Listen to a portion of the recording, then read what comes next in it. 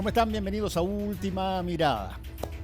Tenemos ganas de hablar del tema municipal, sobre todo cuando hay cambios de gobierno y ¿para qué estamos con cosas? Cuando hay cambios de gobierno pasan cosas en los municipios y también, bueno, la gente quiere saber qué puede significar para ellos un cambio de gobierno. Vamos a conversar hoy día con la alcaldesa de Las Condes, Catalina San Martín.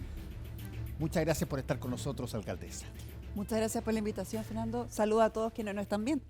Déjame hacerte la primera pregunta al tiro, pero de entrada, que es una pregunta compleja, ¿Ya? Porque tú lo vas a notar que tiene varias variables. Una es la percepción de la Municipalidad de Las Condes para mucha gente es que eso es para una élite muy chiquitita que tiene todo alrededor, nada le cuesta, todo funciona fantástico y es como también lo hacían algunos tiempos con Vitacura o qué sé yo, así.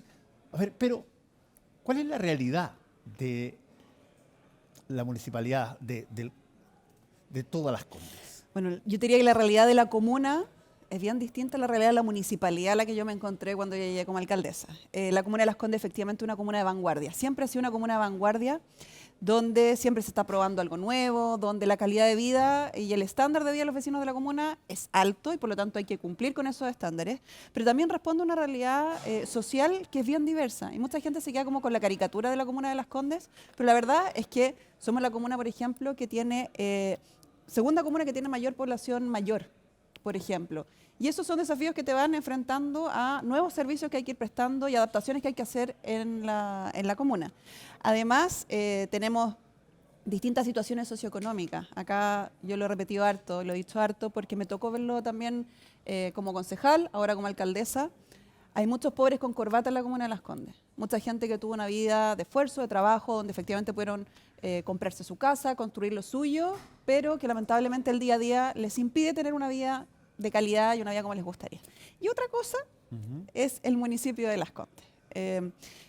Una de las principales tareas que yo me propuse como alcaldesa cuando llegué, con la administración y con la gente que llegamos en los cargos de confianza, fue poner en valor de nuevo el valor del municipio de Las Condes, el nombre del municipio de Las Condes. Habíamos pasado por épocas bien oscuras, por épocas bien cuestionadas respecto a distintas áreas de probidad, transparencia, etcétera.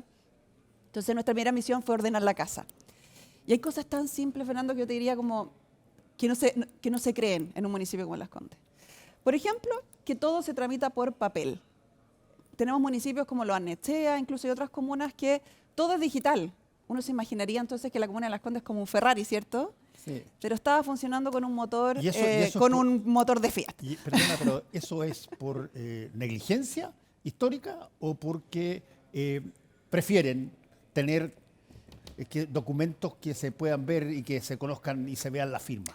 Yo creo que, a ver, hay algo que es súper cierto. En política uno se va a encontrar mucho con personas que quieren demostrar o que están haciendo cosas y hacen muchas cosas para la tele. Altisonante, rimbombante, etcétera. Pero también la labor que tenemos los alcaldes es que la gestión municipal sea de excelencia y funcione. Pero eso no se ve tanto. ¿Por qué? Porque cuando tú empiezas a mejorar la gestión, probablemente el que le va a tocar ver los resultados de esa mejora de gestión sean tus últimos años o al alcalde que le toque el periodo siguiente si es que no eres tú. Entonces, trabajar en esas cosas de mejora de gestión, de mejoras de proceso, hacer levantamiento de proceso y todo eso, estuvimos haciendo un trabajo, pero impactante levantamiento de proceso. No habían, por ejemplo, ni perfiles de cargo en la comuna. Por lo tanto, nos dedicamos a mirar hacia adentro cómo mejorar la gestión para ofrecer un mejor servicio y ya estamos viendo resultados. Déjame hacerte una pregunta que, por cierto, es una pregunta que no necesariamente tiene características de realidad, pero sí es una pregunta que probablemente mucha gente se hace. Oye, pero ¿qué problema tiene Las Condes? ¿Qué problema puede tener Las Condes, qué sé yo, para que venga la alcaldesa y de repente como que llore, como que es una comuna igual que cualquier otra? Eso le pasa a varias comunas de las que son consideradas más ricas, y particularmente la santiaguina, pero ¿qué tanto de eso es verdad? Mira, yo creo que, vuelvo a lo mismo, acá la comuna de Las Condes es una comuna de vanguardia, es una comuna también llamada, creo yo, a poder que eso es lo que me encanta a mí, poder pilotear iniciativas, poder hacer proyectos de política pública que sean replicables en otros lugares del país. No solo el entregar recursos a otra comuna, que también puede ser muy valioso, sino el cómo generamos capital humano para que también pueda favorecer a otros municipios de Chile. Y en eso hemos estado levantando varias iniciativas. Yo te quiero contar dos que me llenan de orgullo hoy día en materia de educación, por ejemplo. La primera es la Academia Impacta. Nosotros tenemos una profesora, la Angélica Zurita, que yo la conocí y yo dije, esta mujer es un diamante. Ella logró en el Liceo Bicentenario Simón Bolívar encantar a los niños, a las niñas, con todo lo que tiene que ver con la ciencia, la tecnología, con los STEM. Y han participado a nivel internacional en concursos de Dermapatch, que es un parche que te entrega vitamina D, unas gomitas que tú te consumes y que tienen vitamina B. Todo esto hecho por niños, por niños. Cuando conocí a Angélica le dije, bueno, el desafío que tenemos ahora es que todos los niños de los colegios públicos de la Comuna de Las Condes sepan que el cielo es el límite. Así que, Angélica, vamos a tener que pensar en una academia que impacte a más niños. Y ahora iniciamos esta Academia Impacta. Y otra que también tiene que ver con educación, porque el tema de educación yo creo que es algo que no podemos dejar de lado en la discusión, sobre todo en los municipios, y sobre todo cuando hay otras cosas que se están comiendo la agenda porque son importantes absolutamente, como seguridad, como empleo, etcétera. Pero educación y salud tienen que ser esas columnas vertebrales que nunca se nos tienen que olvidar que tenemos que fortalecer. Y nosotros estamos haciendo un refuerzo en todo lo que es la educación de los niños, pero nos dimos cuenta que teníamos una brecha. ¿Qué pasa cuando un niño o una niña tiene un problema de salud psiquiátrico, por ejemplo, y tiene que desertar del colegio, tiene que salirse del colegio porque tiene que tener terapia? ¿O qué pasa con un niño que tiene algún problema, una enfermedad física, que está en un hospital, una clínica, etcétera? Bueno, somos el primer municipio en Chile que tiene un aula hospitalaria. Y esto gracias al trabajo con una fundación, la Fundación Carolina Labra, que hace un trabajo impecable, que yo quiero invitar a más municipios del país y quiero aprovechar esta vitrina precisamente para que contacten a esta fundación, porque hacen un trabajo espectacular en hospitales, clínicas, etcétera, por esos niños, para que no se queden rezagados y los papás tengan la tranquilidad de que siempre cuando terminen su tratamiento van a poder volver a su colegio sin perder esa colegiatura. A ver, vayamos a la noticia de tiempo presente. Una de las cosas interesantes que uno ve cuando dice la alcaldesa de Las Condes, veámosla, a ver, dice, a ver, ella no ocultó que su opción electoral fue el presidente Kast. Sin embargo, ha sido bien dura, tú has sido dura en lo que los partidos que apoyan al presidente Kast y particularmente los republicanos, hacen como si es que todo fuera una especie de bravata, amenaza en general. ¿Por qué? Mira, efectivamente el presidente Kast fue el presidente, este es mi gobierno y lo digo así de fuerte y así de claro. En primera instancia mi candidata era Evelyn Matei, pero perdimos. Sí. Y de manera responsable yo opté por este gobierno. Pero y aquí yo creo que hay un tema cultural también que tenemos que en fondo sacudirnos un poquito esto de que si yo voto por alguien o decido militar, o sea, ponerme en la fila por alguien, la lealtad se entienda como que me tengo que quedar callado eternamente y ponerme detrás como soldado. No, yo creo que la lealtad está con las personas que creen en un proyecto político, la lealtad está en decir, ¿sabes qué? Yo no estoy de acuerdo en la forma en que ustedes están llevando adelante ciertas cosas. En un inicio... ¿Y eso te ha tocado decirlo muchas veces ahora? Me ha tocado decirlo porque en un inicio tuvimos una relación bien áspera con el gobierno en distintas materias que estaban en contingencia, por ejemplo el tema de contribuciones, cómo afecta a los municipios, etcétera, porque, lo he dicho en reiteradas ocasiones, yo sentí que había una puerta que no se iba a abrir. Para construir democracia, para tener una democracia sana, se necesita diálogo. Esto de pararse y querer enfrentarse y tener enemigos de manera constante, puede ser que en las redes sociales el clic te dé varios clics, digamos, y tengas mucho me gusta, mucho like y estés arriba en ese sentido. Pero la forma de construir un país no es en base a clics, es en base a las confianzas, es en base al diálogo. Ojo, y que creer en la confianza, creer en el diálogo, saber que la democracia necesita ser fortalecida no significa ser débil, ¿ya? Y aquí salto a ese epíteto que le encanta a algunos decir, la derechita cobarde, etcétera, que lo encuentro hasta un poco gracioso, ¿ya? Porque como que tratan de decirlo como que fuera un insulto, y la realidad es que hay harta valentía en sentarse a pensar, a sentarse a conversar con alguien que piensa distinto. Entonces, si bien yo fui muy crítica en un inicio respecto a esa posición, te puedo decir hoy día que he encontrado en el gobierno y en ministros también la apertura a conversar. Algunos me ha costado más, con otros me ha costado menos, pero yo hoy día en la Comuna de Las Condes también estoy viendo resultados. Ahora, eso, tú cuando hablas de personas de gobierno que están dispuestas a conversar, Sí. me imagino que estás hablando de ministros. Exacto. Ya, pero los que son representantes de la gente directamente en todo orden son los parlamentarios, por ejemplo. ¿Y qué tanto el Partido Republicano está también con disposición en el Parlamento a conversar? Porque no se ha visto, por lo menos en términos prácticos. Mira, yo te diría que yo he tenido la suerte de poder conversar con los diputados de mi distrito. A mí me interesa trabajar con todos. Y todos los parlamentarios tienen un tema en particular que les preocupa, gente a la que llegan de mayor medida. Entonces, le dije, esto es un trabajo colaborativo. Por ejemplo, con Catalina del Real, que es del Partido Republicano, tenemos una excelente relación. Ella trabaja mucho en terreno y por lo tanto también me ayuda a tener ese feedback que de repente yo no puedo tener porque no alcancé a llegar a un lugar o ella tiene más contacto con esas personas. Yo creo que generalizar, yo ya cometí ese error, que una vez generalicé, y yo me hago cargo de mis errores también. Generalicé respecto a la UDI. A la UDI. Generalicé respecto a la UDI. Dije que en el fondo aquí la UDI, Las Condes había sido una caja pagadora para la UDI. Y efectivamente hay gente que cometió posibles delitos que están siendo investigados en la Fiscalía, digamos, lo puedo decir con tranquilidad. Hay gente que participó en actos que hoy día la Contraloría observó. Tenemos gente que está destituida, tenemos gente por el caso del CEFAM, pero la generalidad no nos lleva a ningún lado. Y ahí yo hago también mi mea culpa, decir, me ganó el ímpetu.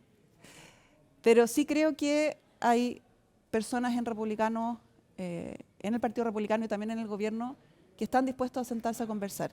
Quizá en un inicio no tenían ese interés porque ganaron la elección, Sí. pero yo creo que si hay un buen consejo que uno siempre tiene que escuchar, es que la única forma de construir mayorías es con diálogo. Catalina, ¿y qué tal el diálogo entre los municipios? Bueno el diálogo entre los municipios, te voy a decir. Yo creo que ha costado. Independientemente del signo ideológico del alcalde. Sí, yo diría que independientemente. Tenemos diferencias porque obviamente hay temas también ideológicos de por medio, unos más somos más de centro derecha, otros de izquierda, etcétera.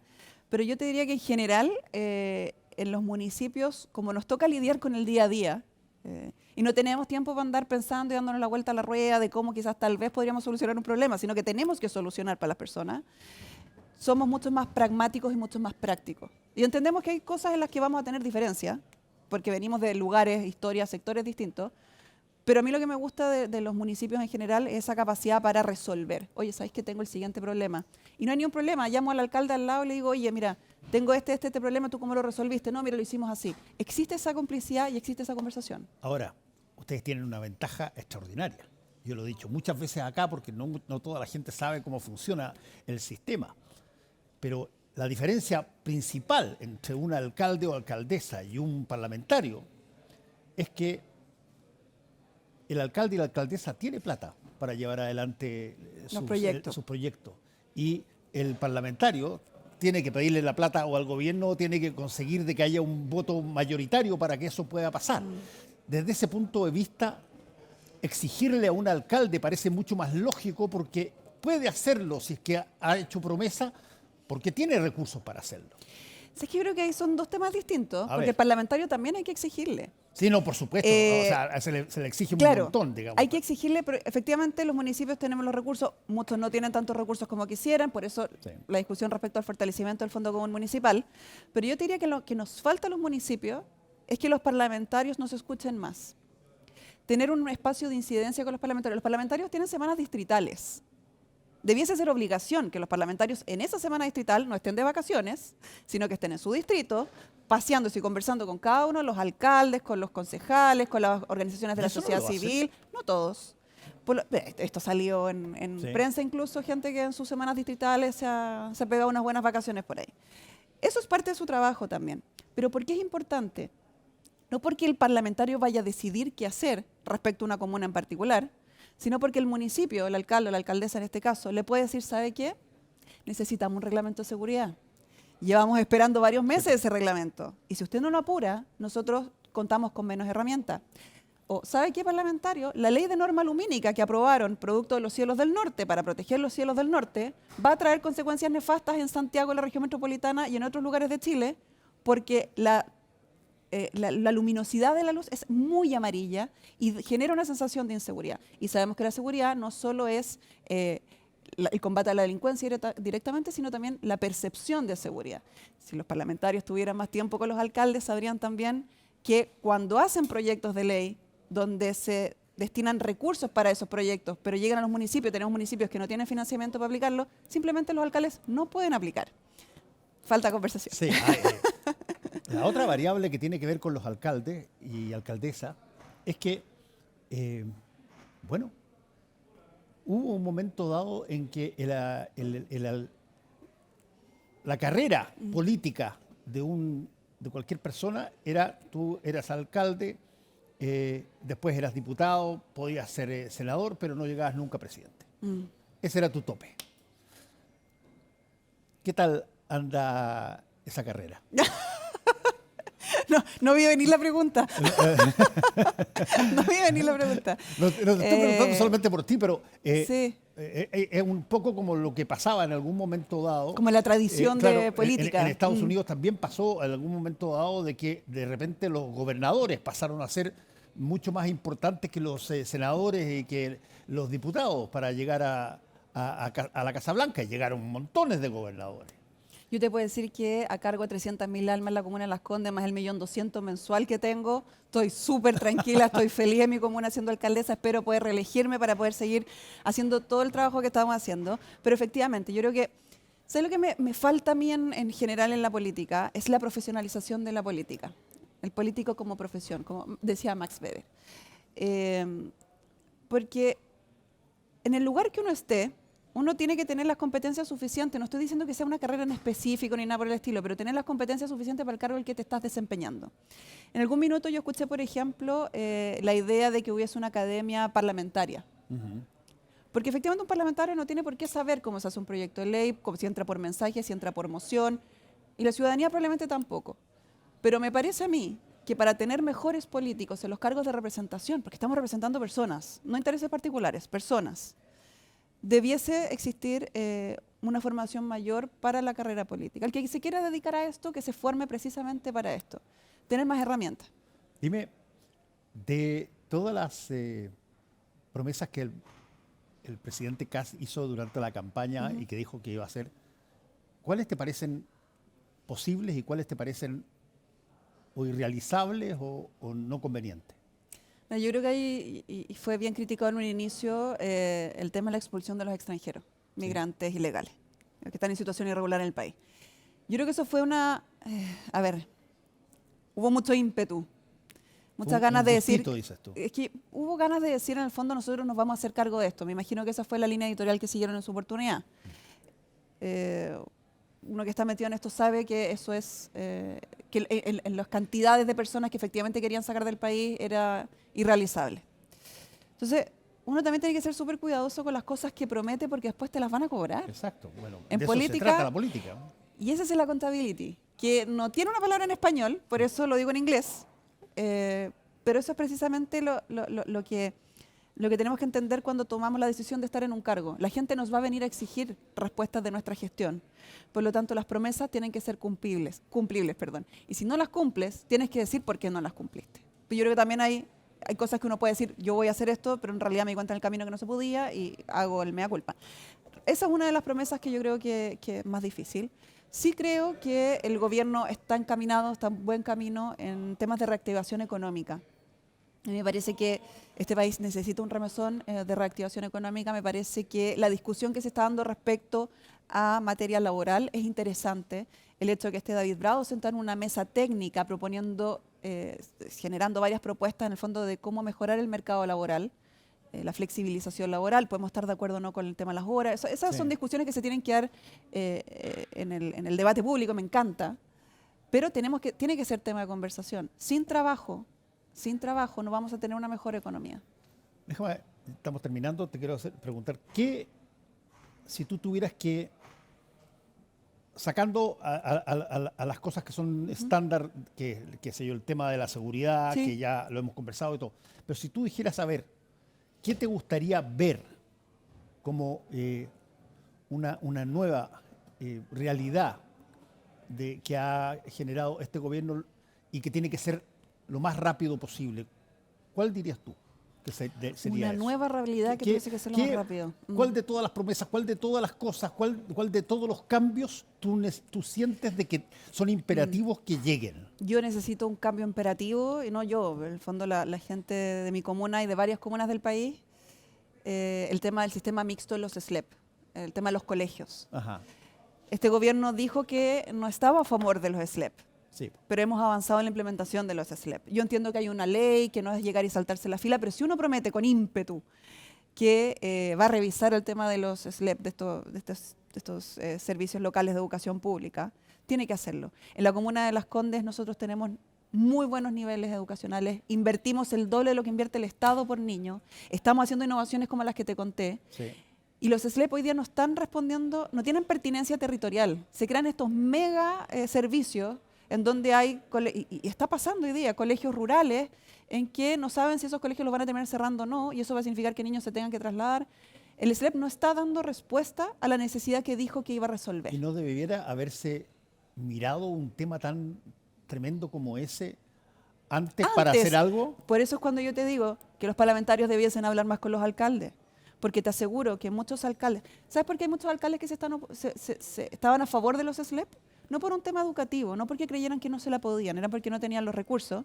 Cuando vimos ahora que el Estado invierte en los SLEP 400.000 pesos por niño, los municipios recibimos 100 y tanto por niño. Entonces hay un tema de recursos importante.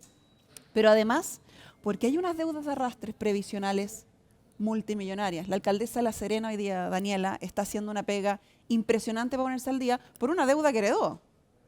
Pero toda esa plata que se debe, en el fondo, se tiene que pagar luego al Estado. Entonces, no es porque muchos alcaldes no quisieran la educación pública, en la educación municipal, es porque no tienen las herramientas para continuar con esa educación. En la Comuna de Las Condes tenemos todas las herramientas, estamos haciendo todas las auditorías a nuestras corporaciones. ¿Y tú sientes? Y yo voy a dar esa pelea, pero como si fuera personal, porque la educación es la base de todo. Entre las muchas caricaturas que hay en la política sobre la derecha, por ejemplo, está esta de que, a ver, todos provienen de colegios particulares o de colegios particulares. ¿Cuál es de alguna manera el sentimiento que se tiene respecto de la educación pública? Y, por ejemplo, te pongo el caso de países como Estados Unidos, te pongo un ejemplo donde la educación pública es gratuita. Exacto. Y nadie pone ni una, qué sé yo, cara rara al respecto. Cierto, tienen mucha plata y lo que tú quieras, pero todas esas personas posteriormente se educan y cuando entran a trabajar, bueno, pagan a través de sus impuestos, pagan lo que recibieron. Desde ese punto de vista, ¿qué tanto Chile puede generar una cosa que no sea, llamémoslo así, no sea una brecha Exacto. educacional? Yo creo que tuviste en el clavo. Acá, ¿cómo hacemos que la educación pública no sea una brecha frente a la educación privada? Que está muy bien que exista la educación privada, pero la educación pública también tiene que ser de calidad. Yo creo en la educación pública, creo profundamente en la educación pública y por eso creo en un sistema mixto, en un sistema donde efectivamente tenemos municipios que no pueden hacerse cargo de los colegios y están estos servicios locales de educación pública, pero también creo profundamente en que hay municipios que nos podemos hacer cargo y podemos convivir. Esto es ampliar la base de la educación pública, no reducirla. Ojalá yo pudiera que en la Comuna de Las Condes seguir haciendo colegios en esta comuna. Me encantaría poder seguir haciendo. ¿Y sabes por qué también? Porque hoy día tenemos una grave crisis de natalidad. Entonces tenemos que generar una oferta también para las personas, para que se atrevan a tener más hijos y que digan, bueno, si no tengo plata para pagar un colegio privado, voy a tener un colegio público de calidad, bueno, donde mis hijos van a poder estudiar. Entonces, creer en la educación pública y creer en la educación, en realidad, es entregar todas las posibilidades para tener una buena educación. Catalina San Martín, alcaldesa de Las Condes, muchas gracias por haber estado con nosotros conversando de esto. Muchas gracias a ti por la invitación. A todos ustedes, muy buenas noches, nos encontramos mañana.